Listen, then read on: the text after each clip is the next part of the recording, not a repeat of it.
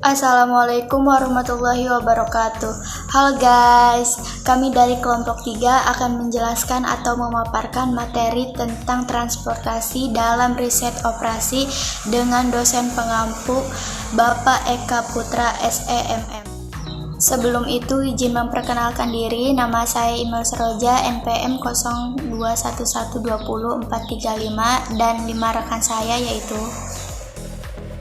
Halo, perkenalkan, nama saya Muhammad Reza Ade Priyatna dengan NPM 02119424.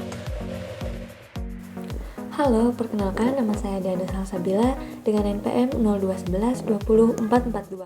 Halo, perkenalkan, nama saya Helmi Fahri Muzaki, NPM 0211200459. Perkenalkan, nama saya Rizka Wirdatul Laila dengan NPM 0211217701. Assalamualaikum warahmatullahi wabarakatuh. Perkenalkan, nama saya Muhammad Akasa dengan NPM 0211204553. Nah, karena kami berenam sudah memperkenalkan diri, yuk langsung simak aja videonya. Baiklah, langsung saja kepada Kak Hilmi untuk menjelaskan materi transportasi. Kepadanya dipersilahkan. Model transportasi adalah suatu metode dalam riset operasi yang digunakan untuk mengatur distribusi dari sumber-sumber yang menyediakan produk yang sama ke tempat-tempat yang membutuhkan secara optimal. Alokasi produk juga harus diatur sedemikian rupa, karena terdapat perbedaan biaya-biaya alokasi dari sumber ke tempat tujuan yang berbeda. Di samping itu juga, metode transportasi dapat digunakan untuk memecahkan masalah di dalam dunia usaha bisnis lainnya, seperti periklanan, pembelanjaan modal, dan alokasi dana untuk investasi analisis lokasi, keseimbangan, serta reschedule produksi. Asumsi dasar model transportasi. Biaya transportasi pada suatu rute tertentu proporsional dengan banyaknya unit yang akan dikirim. Definisi unit yang dikirim sangat tergantung pada jenis produk yang akan diangkut. Yang terpenting, suatu penawaran dan permintaan akan barang yang harus diangkut itu konsisten. Dalam model transportasi ada 3 metode penyelesaian masalah.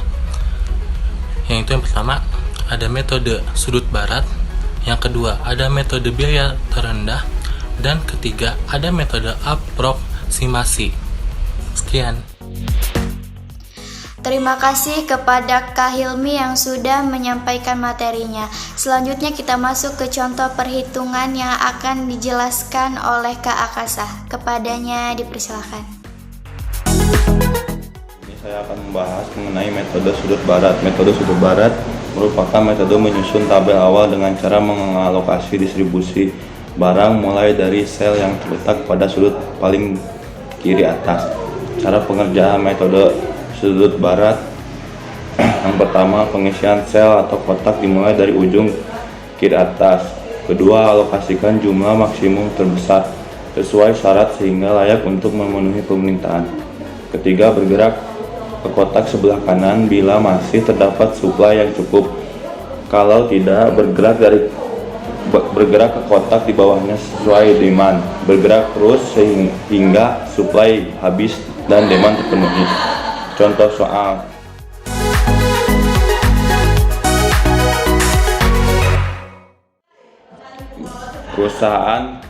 Sebuah perusahaan mempunyai 3 pabrik yang lokasinya berbeda-beda, yaitu pabrik A, pabrik B, dan pabrik C dengan kapasitas masing-masing. Pabrik A 80, pabrik B 60, pabrik C 40.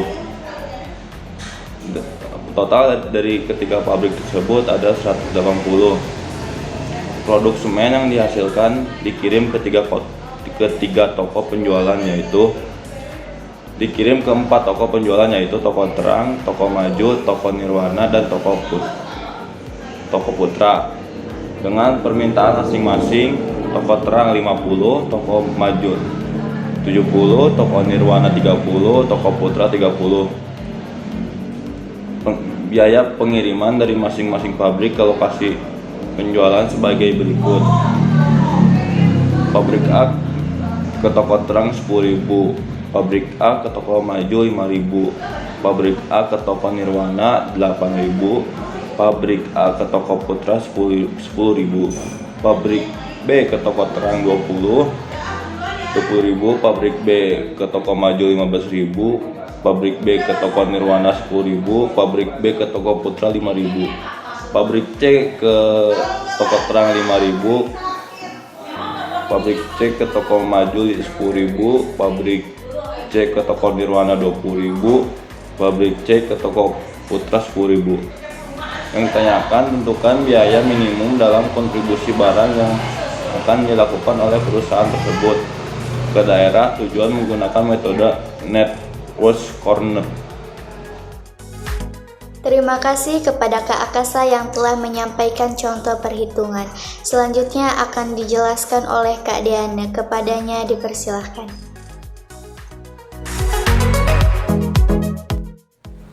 Langsung saja ke penyelesaian. Langkah pertama untuk mencari solusi awal dari metode sudut barat ini adalah dengan cara membuat tabel yang di dalamnya terdiri dari unsur permintaan, penawaran, serta harga untuk masing-masing biaya pengiriman dari sumber ke lokasi tujuan. Sedangkan simbol baru yang dikenalkan dengan huruf XIJ digunakan untuk jumlah aliran barang yang dikirim dari sumber menuju lokasi tujuan.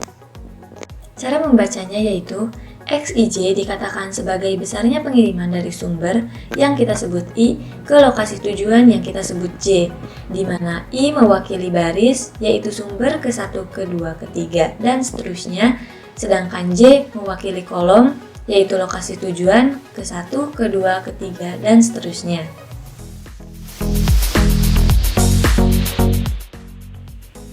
Untuk memecahkan masalah transportasi dengan metode sudut barat ini, yaitu dengan sudut barat dan mengalokasikan sejumlah barang yang sesuai. Dalam kasus ini, dimulai dengan mengirimkan seluruh barang ke lokasi toko terang atau kita sebut X11 sebanyak 50 ton, sehingga permintaan toko terang sebanyak 50 ton sudah terpenuhi dari pabrik A. Penawaran dari pabrik A masih tersisa dan dialokasikan ke lokasi toko maju atau kita sebut X12 sebanyak 30 ton, sehingga penawaran dari pabrik A sudah teralokasikan semua. Terima kasih kepada Kak Deana yang sudah menjelaskan tentang contoh perhitungan. Selanjutnya akan dijelaskan oleh Kak Rizka. Kepadanya dipersilahkan.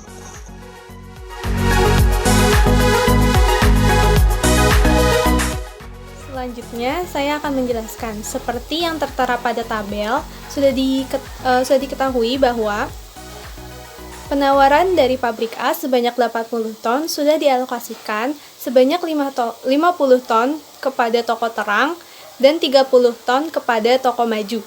Toko maju memiliki permintaan sebanyak 70 ton semen dan baru dialokasikan sebanyak 30 ton semen dari pabrik A, sehingga sisanya sebanyak 40 ton ini didapatkan dari pabrik B. Penawaran pabrik B sebanyak 60 ton sudah dialokasikan kepada toko maju sebanyak 40 ton, sehingga sisanya sebanyak 20 ton kita alokasikan kepada toko Nirwana. Selanjutnya, dapat dilihat pada tabel berikut.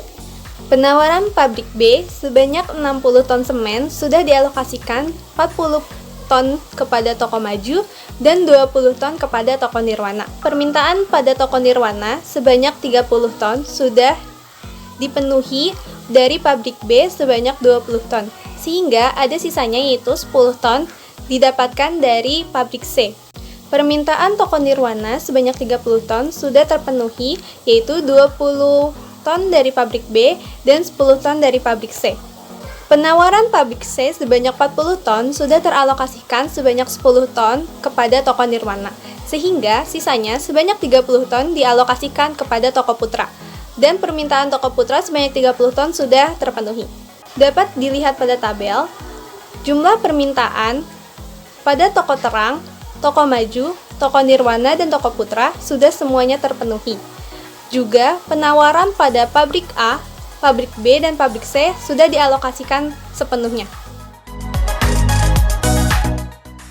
Terima kasih kepada Kak Rizka yang telah menjelaskan contoh perhitungan. Selanjutnya, kesimpulan dari contoh perhitungan akan dijelaskan oleh Kak Reza. Kepadanya dipersilahkan.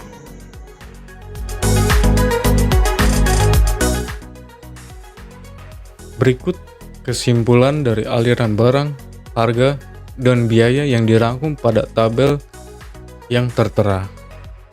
Maka penjelasannya adalah aliran pabrik A ke toko terang dengan simbol X11 dengan jumlah barang yang akan dikirim sebanyak 50 ton dengan harga per tonnya adalah 10.000. Maka biaya yang dibutuhkan adalah 500.000. Lalu ada aliran dari pabrik A ke toko maju dengan simbol X21.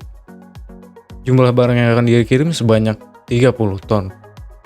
Dengan harga per tonnya adalah 5.000. Maka biaya yang dibutuhkan adalah 150.000.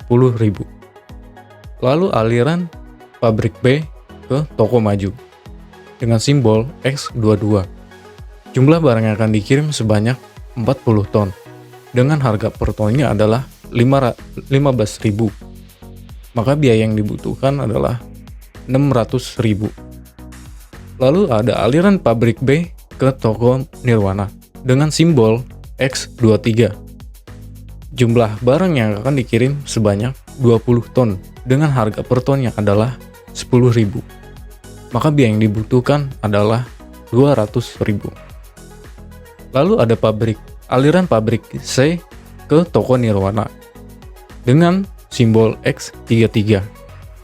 Jumlah barang yang akan dikirim sebanyak 10 ton.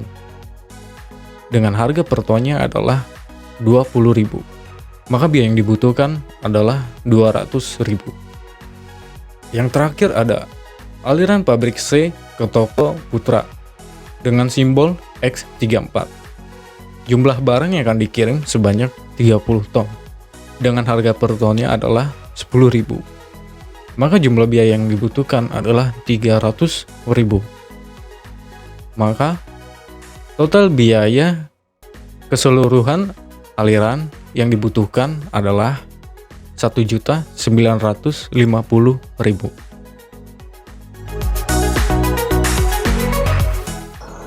Baiklah, terima kasih kepada Kak Reza yang sudah menyampaikan kesimpulan dari contoh perhitungan transportasi.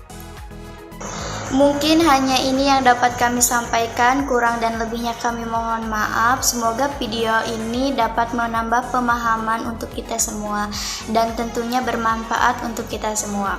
Sekian dari kelompok. Assalamualaikum warahmatullahi wabarakatuh.